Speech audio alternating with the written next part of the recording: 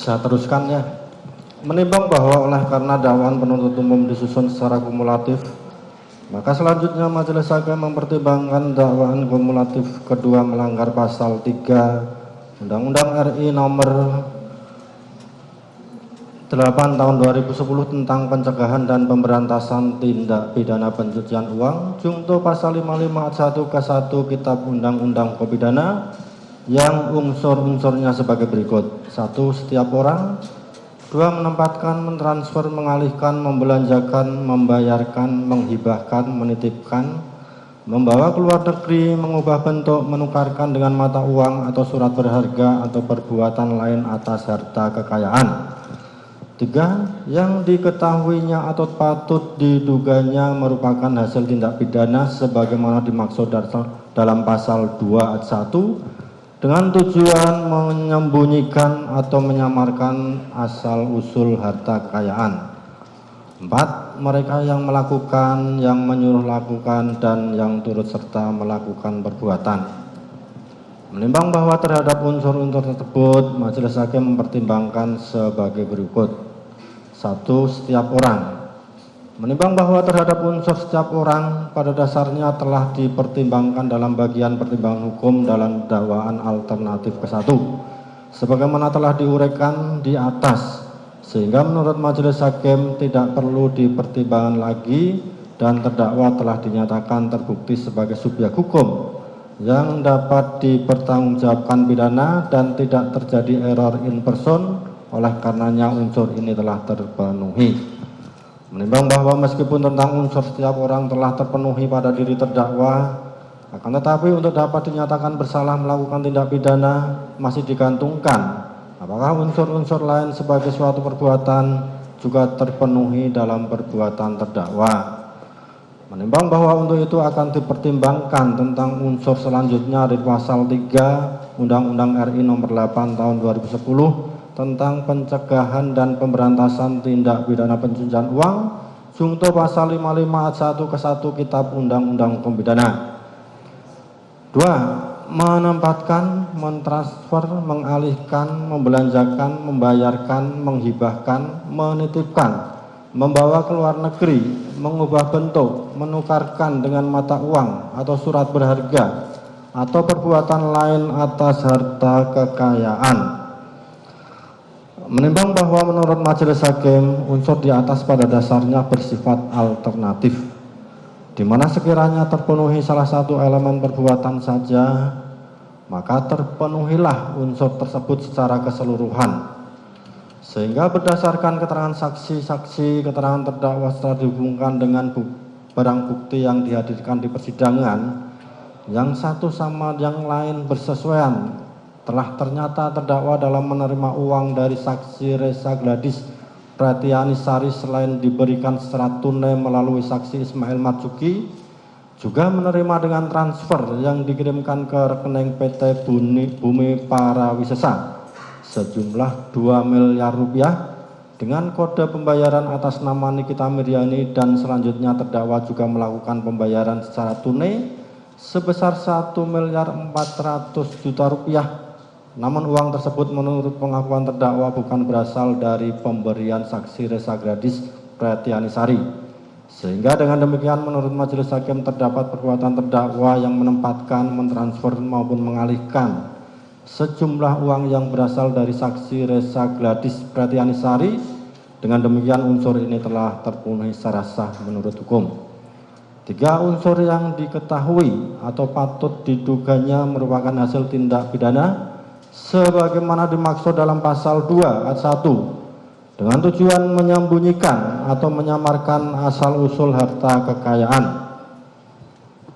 Menimbang bahwa berdasarkan keterangan saksi-saksi, keterangan terdakwa dihubungkan dengan barang bukti yang satu dengan yang lain saling bersesuaian, maka diperoleh fakta hukum bahwa penerimaan sejumlah uang oleh terdakwa melalui saksi Ismail Marzuki dari saksi Resa Gladys Pretianisari diperoleh atas adanya pemaksaan terhadap saksi Resa Gladys Pretianisari, di mana sebagaimana dipertimbangkan oleh majelis hakim dalam terpenuhinya unsur-unsur pasal dalam dakwaan pertama alternatif ke-1, Sebagaimana uraian pertimbangan hukum di atas, terdakwa telah terbukti melakukan perbuatan pemerasan terhadap saksi Reza Gladys Pratianisari dan mendapatkan uang sebesar 4 miliar rupiah yang diberikan secara transfer dan juga secara tunai, masing-masing dengan nominal 2 miliar rupiah, di mana peristiwa pada waktu uang ditransfer,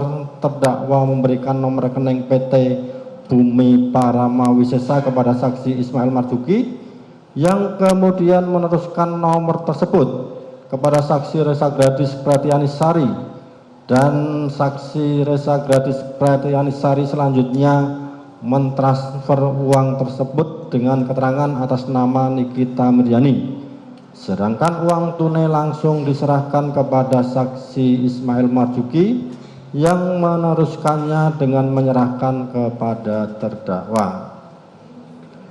Menimbang bahwa arti kata menyembunyikan menurut Kamus Besar Bahasa Indonesia adalah menyimpan atau menutup sesuatu agar tidak terlihat, atau dengan sengaja tidak memperlihatkan atau memberitahukan sesuatu, merahasiakan, sedangkan menyamarkan mengandung arti menjadikan atau menyebabkan samar, yaitu mengelirukan atau menyesatkan serta menyembunyikan maksud, perasaan atau identitas yang sebenarnya. Menimbang bahwa berdasarkan rangkaian tersebut di atas dihubungkan dengan arti kata menyembunyikan atau menyamarkan, maka terhadap elemen unsur selanjutnya dari pasal yang didakwakan penuntut umum, yaitu dengan tujuan menyembunyikan atau menyamarkan asal usul harta kekayaan, menurut majelis hakim tidaklah terpenuhi, karena sedari awal terdakwa memang menghendaki dan menginsafi perbuatannya sekiranya berhasil mendapat uang dari Reza Gladys Pratianisari, maka uang akan ditransferkan untuk pembayaran perumahan terdakwa dan sebagian diterimakan secara tunai. Sedangkan saksi Reza Gladys Pratianisari juga mengetahui uang ditransfer kepada PT Bumi Parama Wisesa atas nama terdakwa dan uang tunai diterimakan kepada saksi Ismail Marzuki, sehingga dalam hal ini sikap batin terdakwa maupun saksi Ismail Marzuki untuk menyembunyikan atau menyamarkan harta kekayaan hasil kejahatan tidaklah terpenuhi. Sifat hukum yang melekat dalam perbuatan tindak pidana pencucian uang berupa layering, placement maupun integration tidak terbukti atas perbuatan terdakwa.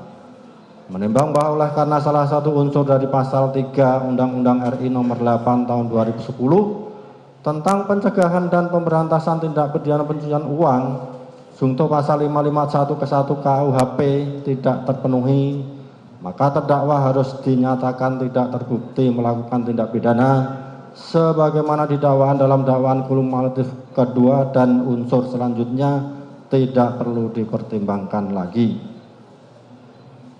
Menimbang bahwa terhadap pembelaan penasihat hukum terdakwa maupun pembelaan terdakwa sendiri yang pada pokoknya memohon agar dibebaskan dari seluruh dakwaan penuntut umum, menurut majelis hakim tidaklah dapat dibenarkan, oleh karena sebagaimana pertimbangan hukum yang telah diuraikan majelis hakim dalam pertimbangan hukum menyangkut dakwaan pertama alternatif ke-1 telah ternyata berdasarkan keseluruhan alat bukti yang diajukan di persidangan, terdakwa berdasarkan fakta-fakta hukum terungkap telah terbukti melakukan tindak pidana sebagaimana dakwaan pertama alternatif ke-1.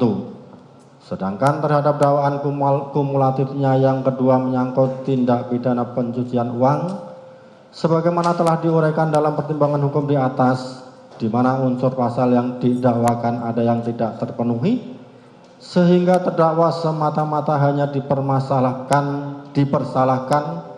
melanggar dakwaan pertama alternatif ke-1 dan membebaskan terdakwa dari dakwaan kumulatif kedua. Menimbang bahwa dalam persidangan majelis tidak menemukan adanya hal-hal yang dapat menghapuskan pertanggungjawaban pidana, baik sebagai alasan pembenar dan atau alasan pemaaf, serta terdakwa mampu bertanggung jawab, maka terhadap terdakwa harus dinyatakan bersalah dan dijatuhi pidana.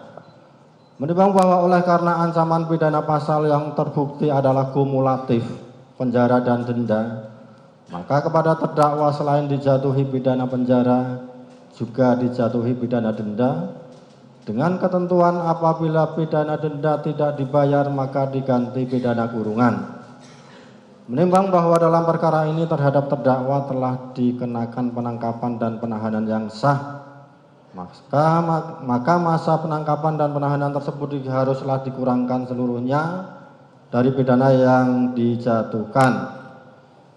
Menimbang bahwa oleh karena terdakwa ditahan dan penahanan terhadap terdakwa dilandasi alasan yang cukup, maka perlu ditetapkan agar terdakwa tetap berada dalam tahanan. Menimbang bahwa terhadap barang bukti yang diajukan di persidangan untuk selanjutnya dipertimbangkan sebagai berikut. 1. Satu buah sistem elektronik akun WhatsApp dengan nomor 081288779794 sampai dengan nomor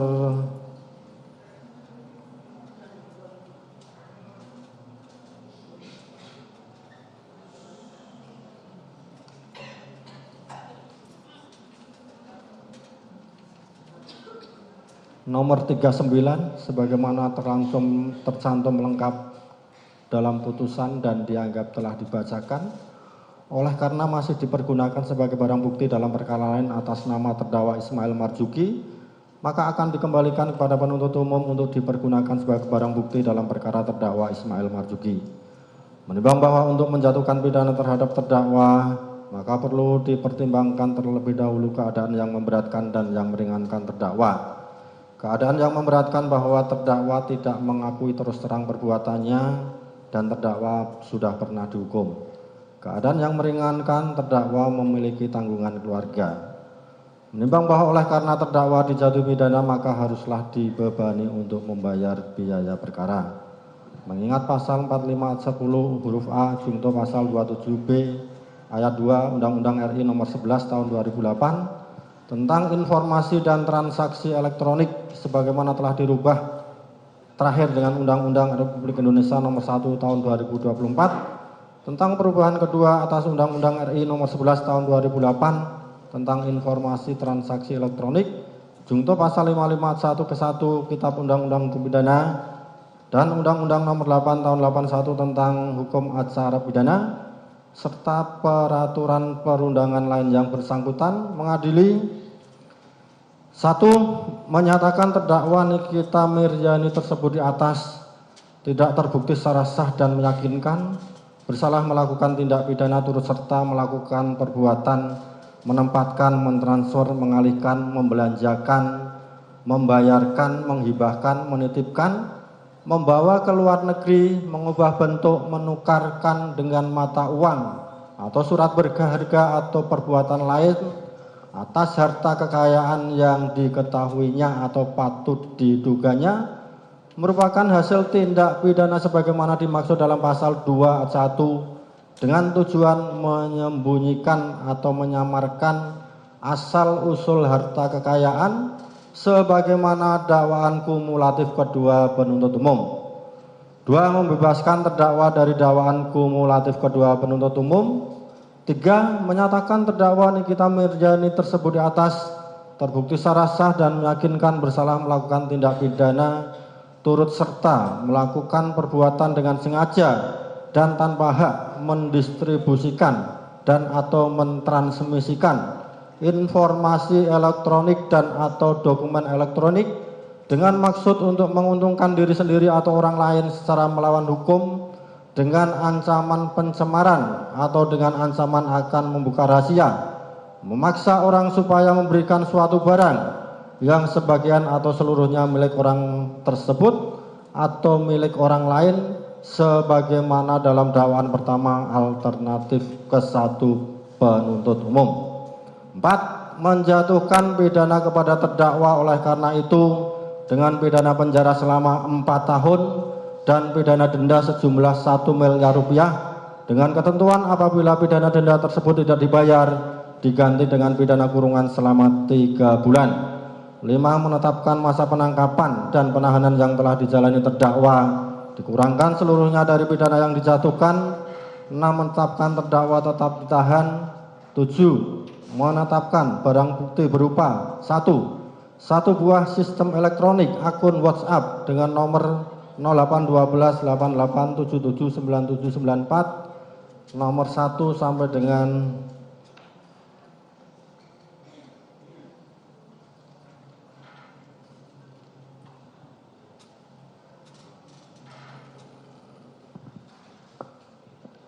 nomor 1 sampai dengan nomor 39 sebagaimana telah tercantum lengkap dalam putusan, dikembalikan kepada penuntut umum untuk dipergunakan sebagai barang bukti dalam perkara terdakwa Ismail Marzuki. 8. Membebankan kepada terdakwa untuk membayar biaya perkara sebesar Rp5.000. Demikian diputuskan dalam sidang permusyawaratan Majelis Hakim Pengadilan Negeri Jakarta Selatan pada hari Jumat tanggal 24 Oktober 2025 oleh kami Khairul Sholeh SH sebagai Hakim Ketua, Radityo Baskoro SH MKN dan Sulistyo Muhammad Dwi Putro SHMH masing-masing sebagai hakim anggota, dan diucapkan dalam sidang yang terbuka untuk umum pada hari Selasa tanggal 28 Oktober 2025 oleh Hakim Ketua dengan didampingi para hakim anggota tersebut, dibantu oleh Syarifuddin SH Panitera Pengganti pada Pengadilan Negeri Jakarta Selatan, serta dihadiri oleh Erdona Sihombing SH dan kawan-kawan penuntut umum dan terdakwa didampingi oleh penasihat hukumnya. Jadi demikian putusan yang telah dibacakan oleh majelis. Terhadap putusan tersebut baik terdakwa maupun penuntut umum punya hak sebagaimana telah disampaikan pada awal persidangan tadi. Dan terhadap putusan ini nanti bisa langsung dilihat di SIPP pada hari ini juga akan kita upload. Jadi dengan telah dibacakannya putusan tersebut, maka untuk persidangan perkara terdakwa Nikita Merjani dengan nomor 362 Bitsus 2025 PN Jakarta Selatan sudah selesai dan sidang dinyatakan ditutup.